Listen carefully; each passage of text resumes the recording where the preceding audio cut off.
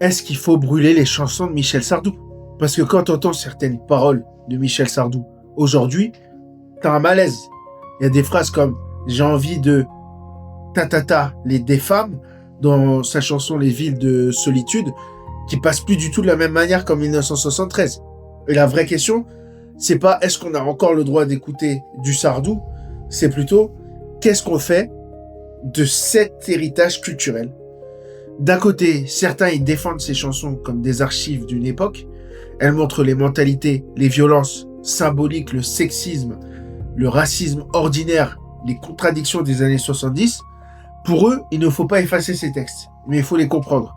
Sardou ne serait pas seulement un provocateur, il aurait aussi chanté l'amour, la nostalgie, les blessures sociales et la solitude.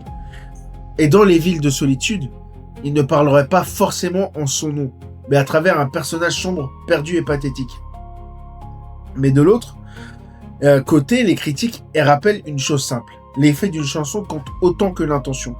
Quand il y a des millions de personnes qui fredonnent des paroles violentes, même au second degré, ces mots, ils entrent dans les esprits. Et ils peuvent blesser, banaliser, normaliser pour beaucoup de femmes, de personnes de couleur ou discriminées. C'est des chansons qui ne sont pas juste des documents d'époque. Elles ont été vécues comme une violence réelle, répétée, populaire. Alors est-ce qu'il faut brûler les chansons de Michel Sardou? Non, mais écouter sans recul non plus. Le problème, c'est pas d'effacer le passé. Le problème, c'est de savoir comment on le regarde aujourd'hui.